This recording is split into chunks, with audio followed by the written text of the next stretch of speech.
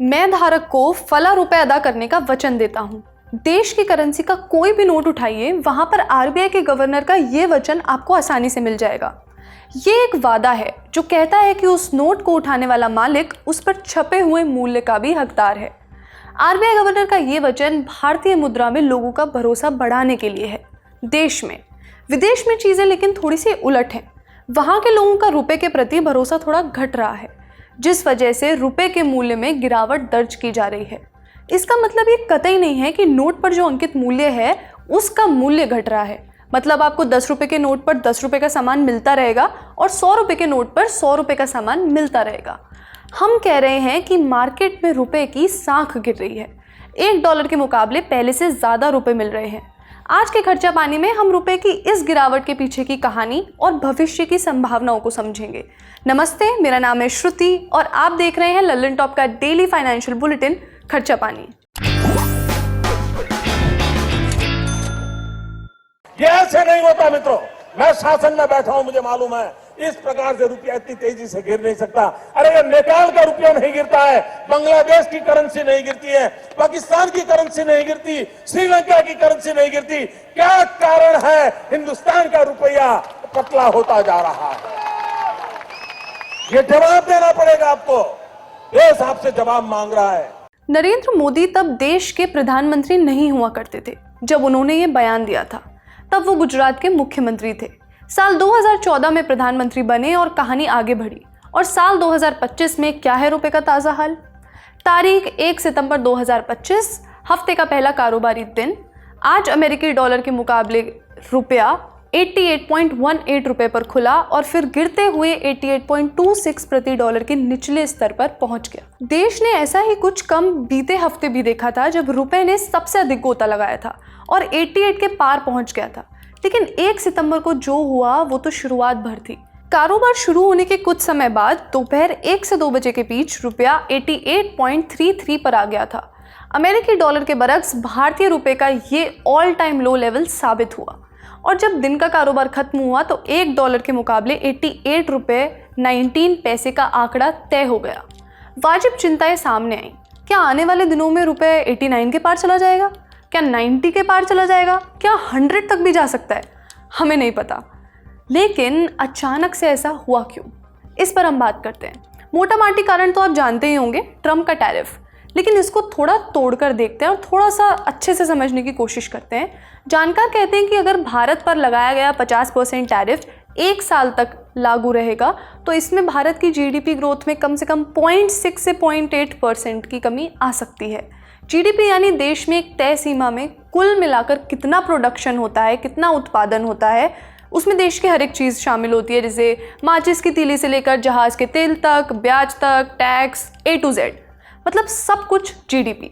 अब उसके बढ़ने की एक रेट होती है, उसी को हम जीडीपी ग्रोथ रेट बोलते हैं। ट्रम्प के टैरिफ से उसकी ही धीमे पड़ने की आशंका है, ऐसा कहते हैं जानकार। अब ऐसा तो नहीं है कि जानकारों की बात केवल हम लोग ही सुनते हैं, दूसरे भी सुनते हैं, और वो लोग तो और जिनको शेयर मार्केट में पैसा लगाना होता है, और वो तो खास तौर पर जो विदेशी पैसा हमारे मार्केट में लगाते हैं। विदेशी पैसा लगाने वाले लोगों को कहते हैं फॉरेन पोर्टफोलियो इन्वेस्टर, FPI। उन खबरों की माने तो ट्रम्प के टैरिफ वाली रसीद फटने के बाद इन सारे FPI के अंदर बैठ गया है थोड़ा सा डर। वो हमारे मार्केट में पैसा लगाना कम कर रहे हैं और जो पहले से लगा रखा था उसे खींच भी रहे हैं। यानी अगर उन्होंने इंडिया की कंपनीज और कॉरपोरेशन से शेयर्स या बॉन्ड्स में पैसा लगाया हुआ था तो वो उन्हें बेच रहे हैं, जिससे डॉलर हमारे मार्केट से निकल कर जा रहा है और उसके सामने रुपए के दाम गिर रहे हैं। ईजी था ना?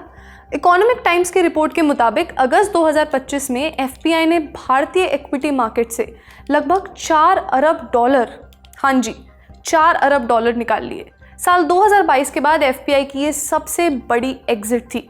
दरअसल जैसे ही विदेशी निवेशक अपने शेयर बेचते हैं, डॉलर की मांग बढ़ जाती है, इससे रुपया और गिरता है। साल 2025 में अब तक FPIs ने भारतीय शेयर बाजार से 1,60,000 करोड़ से ज़्यादा कीमत के शेयर बेचे हैं और 15 साल में भारत के शेयर मार्केट में FPIs की हिस्सेदारी सबसे लोएस्ट लेवल पर है।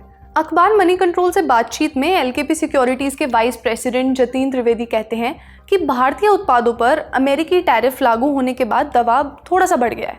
रुपया धीरे धीरे करके टूटने लगा है। सुनते हैं हम और भी जानकारों को। देखिए, आज के ट्रेडिंग सेशन में जो रुपए की गिरावट है वो आज बिल्कुल अपने वीकेस्ट लेवल पे है 88.3150 के आसपास तक। और सबसे पहले तो हमको ये समझना होगा कि रुपए में जो गिरावट है अगेंस्ट डॉलर की, इसके सबसे जो मेन रीजंस हैं वो क्या हैं। तो मुझे लगता है कि एफआईज का लगातार मार्केट से पैसा निकालना, बढ़ता हुआ हमारा इंपोर्ट क्रूड का, लगातार एफआईज का इंटरवेंशन मार्केट में ना करना, और इसके अलावा और भी काफी सारे फैक्टर जैसे कि एशियन करेंसी का वीक होना, डॉलर का स्ट्रांग होना, ये सभी कारण हैं जो ओवरऑल एक तरीके से नेगेटिव इंप्रेशन हमारे इंडियन करेंसी के ऊपर डाल रहे हैं। बट मुझे लगता है कि ये जो वीकनेस है जो शॉर्ट टर्म के लिए थोड़ी सी इंटैक्ट रहेगी, एंड आने वाले टाइम में जो गिरावट है हमारे रुपए की वो लगभग 89.50 तक देखने को मिल सकती है। वहीं मुझे लगता है कि जो इस वीक सेंटिमेंट्स में यदि आपको तेजी 87.70 के आसपास तक देखने को मिलती है तो आप उस केस में दोबारा सेलिंग एक बार क्रिएट करके चल सकते हैं। इकोनॉमिक टाइम्स से बातचीत में क्वांट आर्ट के एमडी समीर लोढ़ा ने कहा कि रुपए में गिरावट बढ़ने का कारण संभवतः ये है कि आरबीआई ने अपने कदम पीछे खींच लिए हैं। इससे अंदाज लगता है कि रुपए को गिरने देना आरबीआई का एक फैसला भी हो सकता है। 22 अगस्त को खत्म हुए हफ्ते तक आरबीआई ने अपने विदेशी मुद्रा कोष में से यानी फॉरेक्स रिजर्व में से $4.38 बिलियन बेच दिए थे। राजवाड़े ट्रेजरी कंसल्टेंट्स के फाउंडर हरीश देसाई ने भी इकोनॉमिक टाइम्स से कहा कि यह देखना दिलचस्प होगा कि आरबीआई रुपए में कितनी गिरावट आने देगा। एक्सपोर्ट के सेक्टर में थोड़ी गिरावट का अनुमान है और जब तक अमेरिकी टैरिफ का मुद्दा हम जल्दी से नहीं सुलझा पाए तब तक रुपए पर दबाव बना रहेगा। लेकिन रुपया कमज़ोर हो क्यों रहा है और आरबीआई ऐसा चाह क्यों रहा है? जानकारों का कहना है कि कमज़ोर रुपया ना सिर्फ एक्सपोर्ट को बढ़ाने में मदद करेगा बट कभी सरकार को भी शायद आरबीआई से ज़्यादा सरप्लस या डिविडेंड मिल सकते हैं। द हिंदू की एक रिपोर्ट का रुख करते हैं। इसमें foreign exchange consulting company Finrex Treasury Advisors LLP के ट्रेजरी हेड अनिल कुमार भंसाली कहते हैं कि आरबीआई ने रुपए को संभालने के लिए डॉलर की बिक्री जारी रखी है। इसके चलते विदेशी मुद्रा भंडार में गिरावट आई है और आरबीआई ऐसा इसलिए कर सकता है ताकि उन देशों की करेंसी के मुकाबले रुपए का कंपटीशन बना रहे जहां टैरिफ भारत से कम है।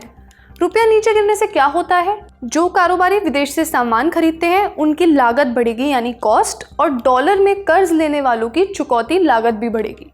जिनके बच्चे विदेश में पढ़ रहे हैं उन्हें फीस के मद में ज़्यादा पैसा चुकाना पड़ेगा। कच्चा तेल, इलेक्ट्रॉनिक्स और अन्य आयातित सामानों की कीमतें भी बढ़ेंगी जिससे महंगाई का खतरा होगा। जी देखिए, अगस्त के महीने में हमने देखा है कि लगभग 46,000 करोड़ की सेलिंग हमको एफआईज की तरफ से देखने को मिली है, और इस साल की यदि हम बात करें तो लगभग 2 लाख करोड़ से ज़्यादा की सेलिंग एफआईज के द्वारा हमको अपने इक्विटी मार्केट में देखने को मिल चुकी है। बट एफआईज की सेलिंग के बाद भी हमारा जो निफ्टी 50 है यानी कि इंडियन जो की बेंचमार्क इंडाइसेस है उसके अभी तक के इस साल 4% के आसपास तक के रिटर्न दे चुका है। तो इट मीन्स एक चीज़ बहुत क्लियर है कि एफआईज की जो गिरावट है, जो कैश मार्केट में लगातार जो बिकवाली है, उसका एक बहुत ज़्यादा इम्पैक्ट हमारे स्टॉक मार्केट के ऊपर नहीं देखने को हमको मिला है।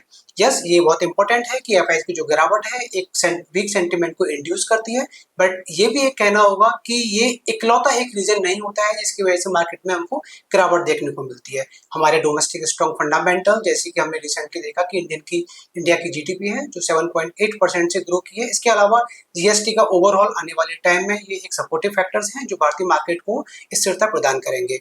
हमको लगता है कि आने वाले टाइम में शॉर्ट टर्म के लिए हमको जरूर मार्केट में वीकनेस देखने को मिल सकती है। 24,000 और 23,800 तक के लेवल वेरी शॉर्ट टर्म में देखने को मिल सकते हैं। बट यदि हम ईयर एंड की बात करें तो मुझे लगता है कि 25,500 से लेकर 26,000 तक के स्तर हमको आने वाले टाइम में निफ्टी में देखने को मिल सकते हैं। लेकिन एक सुखद तस्वीर भी सामने आई है। उस तस्वीर को स्क्रीन पर देखिए।